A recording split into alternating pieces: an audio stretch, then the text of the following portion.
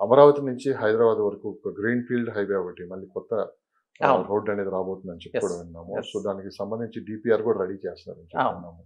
ఎలాంటి drastic changes జరగబోయే అవకాశం ఉంది ఇక్కడ? కొత్త కనెక్టివిటీ వచ్చినప్పుడు టోటల్ డైనమిక్స్ అన్నీ చేంజ్ అవుతాయండి ఆ ప్రాంతాన్ని. ఇది వరల్డ్ వైడ్‌గా ప్రూవ్ అయిన థింగ్. ఎక్కడ న్యూ రోడ్ వస్తే అక్కడే డెవలప్‌మెంట్ వస్తది. ఇప్పుడు రాబోయేది మేనేజ్డ్ హైవే. మేనేజ్డ్ హైవే అంటే టోల్డ్, కంట్రోల్డ్ హైవే. 2.5 అవర్స్‌లో హైదరాబాద్ నుంచి విజయవాడ రీచ్ అయ్యేలాగా రాబోతుంది ఈ హైవే. అంటే ఉన్న బ్రౌన్ ఫీల్డ్ హైవేనే ఎక్స్టెండ్ చేసి దాన్ని గ్రీన్ ఫీల్డ్ హైవేగా మార్చి 8 లైనో, 10 లైనో చేసి మేబీ 8 లైన్ కావచ్చు. చేసి 2.5 అవర్స్‌లో మనం హైదరాబాద్ నుంచి విజయవాడకి రీచ్ అయ్యేలాగా, అక్కడి నుంచి మచిలీపట్నం పోర్ట్‌కి రీచ్ అయ్యేలాగా. ఇది ఎందుకు అంటే 2 క్యాపిటల్స్ మధ్య కనెక్టివిటీ కోసం. అలాగే మోస్ట్ ఇంపార్టెంట్ థింగ్ ఏంటంటే మచిలీపట్నం పోర్ట్ అండి. Machilipatnam port is getting ready.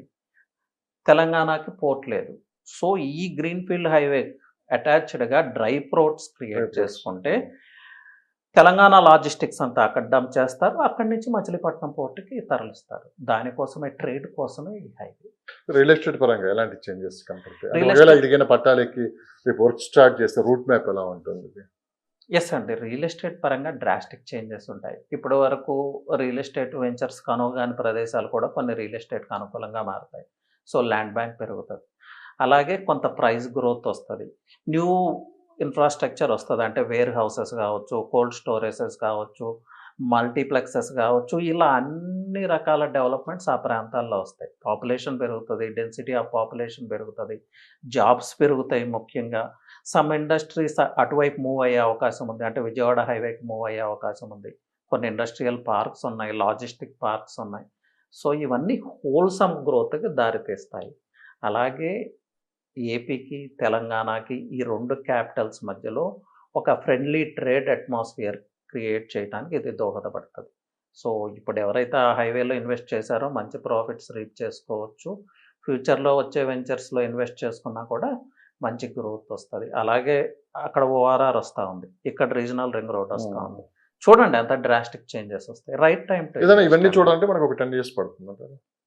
Yes. Development అనేది స్లో ప్రాసెస్, టైమ్ అవును. టేకింగ్. 5-10 ఇయర్స్ అయితే పడతది. అయితే 10 ఇయర్స్ తర్వాత ఇన్వెస్ట్ చేయాలంటే మనకు అందుబాటులో ఉండవు కదా! This is the right time. లేదా రైట్ టైం. ఇదే తక్కువగా ఉన్నప్పుడు ఎప్పుడైనా సరే అవును. తీసుకోవాలంటారు. అవును. అండ్ 29 గ్రామాలకు సంబంధించి మార్కెట్ ఎలా ఉంది సార్? అసలు ఏంటి అక్కడ ఏం జరుగుతుంది? యెస్. సో కొనుగోళ్లు ఎలా ఉన్నాయి? అమ్మకాలు ఎలా ఉన్నాయి? అసలు ఇన్వెస్టర్స్ అటువైపు చూస్తున్నారా? ఎలాంటి ఇన్వెస్ట్మెంట్స్ అటు వచ్చే అవకాశం ఉంది? యాహ్! 29 గ్రామాల్లో అయితే కొంత పాజిటివ్ ఉంది. కొంత నెగెటివ్ కూడా ఉందండి. ఉమ్. నాకొచ్చే కాల్స్ చూస్తే కొంతమంది ఎన్ఆర్ఐస్ ఏమో వాళ్ళ ఫ్లాట్స్ సెల్ చేసేయాలి అనే ఉద్దేశంతో మాట్లాడుతా ఉన్నారు. ఫ్యూ ఎన్ఆర్ఐస్ అక్కడ ఏదన్నా రీజనబుల్ ప్రైస్‌లో మాకేదన్నా దొరుకుతదా? లాస్ట్ 4-5 మంత్స్ బ్యాక్ నన్ను కాంటాక్ట్ చేసిన వాళ్ళు అక్కడ ప్రైజెస్ చూసి 70,000, 60,000 చూసి ఆగిపోయిన వాళ్ళు ఇప్పుడు ముందుకొస్తా ఉన్నారు. ఏమన్నా ప్రైజెస్ రీజనబుల్ ప్రైస్‌లో దొరికే అవకాశం ఉంటే తీసుకుందామనే ఆలోచనలో ఉన్నారు. అలాగే అమరావతిలో వాతావరణం చూస్తే రియల్టర్స్ ప్రకారం చూస్తే ప్రైజెస్ ఏం తగ్గలేదు అని వాళ్ళు చెప్తా ఉన్నారు. బట్ ఫ్లాట్ ఓనర్స్ అయితే కొంత గ్రహించారు ప్రైజెస్ తగ్గని అని. ఇక్కడ ఒక విషయాన్ని మనం అర్థం చేసుకోవాలండి. తెలంగాణకి, ఏపీ రియల్ ఎస్టేట్‌కి ఒక వేరియేషన్ ఉంది. తెలంగాణ ఆర్గానిక్‌గా గ్రోత్ అవుతా ఉంటుంది. బట్ ఏపీలో ఏంటంటే ఏదన్నా బిగ్ అనౌన్స్‌మెంట్ వచ్చినప్పుడు రేట్స్‌ని ఒకేసారి స్పైక్ చేస్తారు. స్పైక్ చేసినప్పుడు ఆ 2-3 మంత్స్ బాగుంటది గానీ తర్వాత అది వేరే ప్రాబ్లమ్స్‌కి దారితీస్తది. సో లాస్ట్ టైమ్ కూడా అదే జరిగింది. సో అది స్టేబుల్ కావాలి మార్కెట్.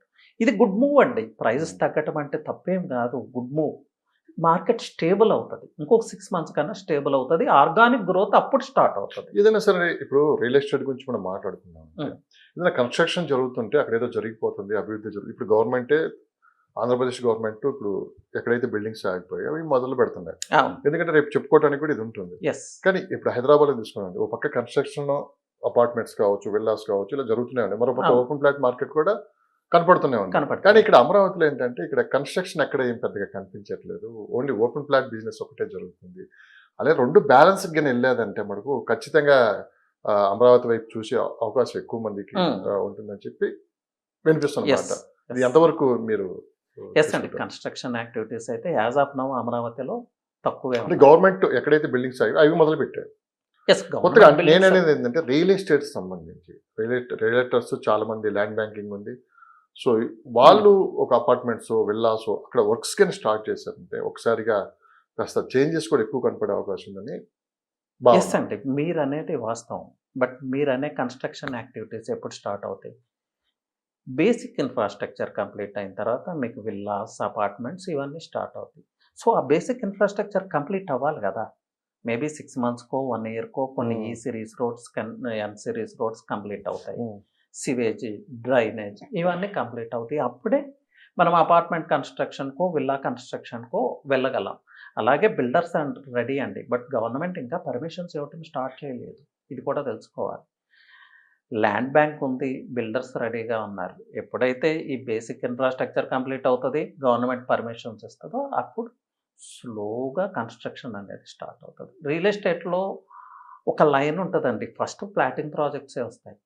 తర్వాత villa projects, apartment projects start అవుతాయి. ఎప్పుడైతే విల్లా, అపార్ట్మెంట్స్ స్టార్ట్ అవుతాయో ఈ ప్లాటింగ్ ఇన్వెంటరీ తగ్గిపోతా ఉంటది గ్రాడ్యువల్‌గా. ఇది స్టెప్ బై స్టెప్ జరుగుతది. ఎట్ ఏ టైమ్ జరగాలంటే కాదు కదా! ఓకే. ఏదో టైం పడుతుంది కొంచెం. టైం పడతది. ఓకే. సో మొత్తం మీద చూసుకున్నామంటే ఇప్పుడు సిఆర్‌డిఏ జోనల్ బిల్డింగ్ అయితే దాదాపు రెడీ అయిపోయింది. యెస్. సో దీనివల్ల ఏంటి సార్ అంటే ఇప్పుడు ఆ 29 గ్రామాలకు కావచ్చు, లేదంటే ఆ చుట్టుపక్కల ఏదైనా పర్మిషన్స్ సంబంధించి గతంలో కొన్ని ఇబ్బందులుండేయి. సో అవును. ఎప్పుడైతే ఈ జోనల్ ఆఫీసు రెడీ అయిపోయిందో కాస్త ఇయన్నీ తగ్గిపోయి ఒక క్లారిటీ వచ్చే అవకాశం ఉందని చెప్పి కూడా యెస్. వినిపిస్తుందన్నమాట. అవునండి. దీన్ని ఎలా చూడొచ్చంటారు? యెస్. సిఆర్‌డిఏ జోనల్ ఆఫీస్ అమరావతిలో స్టార్ట్ అయితే, సో, ఆ కమిషనర్ ఎవరైతే ఉన్నారో, లేకపోతే ఎంప్లాయీస్ ఎవరైతే ఉన్నారో, అమరావతి నుంచే వర్క్ స్టార్ట్ చేస్తా ఉన్నారు. వర్క్ మానిటర్ చేసుకోవటానికి గానీ, స్పీడప్ చేసుకోవటానికి గానీ అవకాశం ఉంటది. ఇప్పుడు ఎక్కడి నుంచో ఆపరేట్ చేస్తా ఉన్నారు. బట్ ఇప్పుడు గ్రౌండ్ రియాలిటీస్ ఎవ్రీడే వాళ్ళు చెక్ చేసుకోవచ్చు. అలాగే అమరావతిలో చెప్పుకోవటానికి ఒక ల్యాండ్‌మార్క్ సిఆర్‌డిఏ బిల్డింగ్ కనిపిస్తా ఉంది. ఎవరో ఇన్వెస్టర్ వస్తారు. లేకపోతే ఎవరో ఫండింగ్ కోసం వస్తారు. ఇలా డిఫరెంట్ ఫారిన్ విజిటర్స్ వస్తారు. అక్కడ ఏదో చూపించాలి గదా! మెయిన్ హెడ్ ఆఫీస్ ఏది? పరిపాలన అంతా ఎక్కడి నుంచి జరుగుతుంది? ఆ పవర్ సెంటర్ ఏది? అదే CRDA office. So, CRDA office itself ఒక మెసేజ్ ఇస్తదండి. ఏ దాని డిజైన్ గాని, లోపల ఉన్న ఇంటీరియర్స్ గాని, ఇవన్నీ ఫ్యూచర్‌ని విజువలైజ్ చేయటానికి ఒక అవును. అవకాశాన్ని క్రియేట్ చేస్తాయి. దట్ ఈజీ ఈస్ గవర్నెన్స్ మళ్ళీ ఏదన్నా పనుల మీద అవును. వెళ్ళినా గానీ అవును.